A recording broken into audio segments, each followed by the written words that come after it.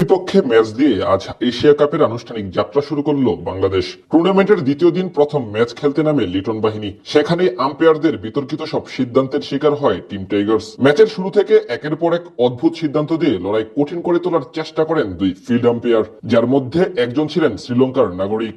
Asia cup হোক আর বিশ্বকাপ, প্রায় সবসময় দেখা যায় বাংলাদেশের বিপক্ষে আম্পায়ারদের পক্ষপাতিত্বমূলক আচরণ করতে, যার ব্যতিক্রম ঘটেনি আজ হংকং এর বিপক্ষে ম্যাচেও। প্রথম ওভার থেকেই টাইগার ক্রিকেটারদের মনোবল ভেঙে দেওয়ার ব্যর্থ চেষ্টা করতে থাকেন ম্যাচ অফিসিয়ালরা। বিপরীতে দারুণ চতুরতা দেখান টাইগার কাপ্তান লিটন কুমার দাস। আকাশ সমান স্বপ্ন নিয়ে এশিয়া কাপ খেলতে গেছে লাল সবুজের প্রতিনিধিরা। এবার টুর্নামেন্ট নিয়ে টাইগার সমর্থকদেরও প্রত্যাশা অনেক। লিটনের নেতৃত্বে নতুন কিছু করে দেখাবে মুস্তাফিজ তাসকিনরা, সেটাই দেখতে চায় সকলে। সেই স্বপ্ন ও আশা নিয়ে আজ মাঠে নামে টিম টাইগার্স, যেখানে আবুধাবির জায়েদ স্টেডিয়ামে বি গ্রুপের 4 নম্বর দল হংকং চায়নার মুখোমুখি হয়। তারা টস জিতে এদিন প্রথমে বল করার সিদ্ধান্ত নেন অধিনায়ক লিটন দাস। বিপরীতে আগে ব্যাট করতে নেমে শুরু থেকেই কিছুটা চাপে ছিল হংকং এর ব্যাটাররা।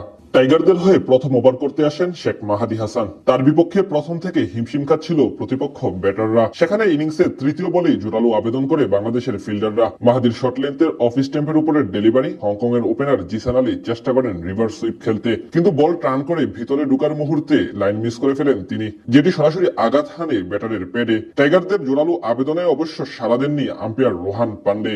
বিপরীতে একটু ভেবে ডিসিশন চ্যালেঞ্জ জানিয়ে রিভিউ নেওয়ার সিদ্ধান্ত নেন টাইগার অধিনায়ক লিটন কুমার দাস। এরপর থার্ড আম্পায়ার রিপ্লে চেক করে দেখেন ব্যাটের সঙ্গে বল কোনো সংযোগ স্থাপন করেনি, এমনকি বলের পিচিং লাইনও ঠিক ছিল, পাশাপাশি উইকেটও হিট করে। কিন্তু ব্যাটারের প্যাডের কিছু অংশ ছিল অফ স্ট্যাম্পের বাইরে, যার সুবাদে সেখানে আম্পায়ার্স করে কপাল পুড়ে টাইগারদের। সেখানে যদি রোহান পান্ডে আউট দিতেন তাহলে উইকেট পেত বাংলাদেশ। এমনকি এর পরের ওভারও চোখে পড়ে আম্পায়ারের বিতর্কিত সিদ্ধান্ত।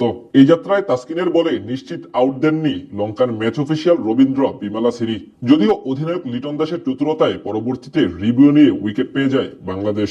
ঘটনাটি ঘটে দ্বিতীয় ওভারের তৃতীয় বলে। তাসকিন আহমেদের খাটো লেন্থের ডেলিভারি অফসাইডে খেলতে গিয়ে ব্যর্থ হন ওপেনার আনসুমান রথ। সেখানে এজ হয়ে বল চলে যায় উইকেট কিপারের হাতে। সাথে সাথে বাংলাদেশ দল আবেদন করলেও তা নাকচ করে দেন লঙ্কান আম্পায়ার, অথচ যেটি খালি চোখেও বোঝা যাচ্ছিল আউট হয়েছে। পরবর্তীতে লিটন রিভিউ নিলে দেখা যায় বল পরিষ্কারভাবে ব্যাটে লেগেছে এবং ব্যাটার আউট হয়েছেন। এরপর নিজের সিদ্ধান্ত বদলাতে বাধ্য হন রবীন্দ্র বিমালাসিরি। তবে আম্পায়ারদের এমন আচরণ এখন নানান ধরনের প্রশ্ন তৈরি করেছে টাইগার সমর্থকদের মনে।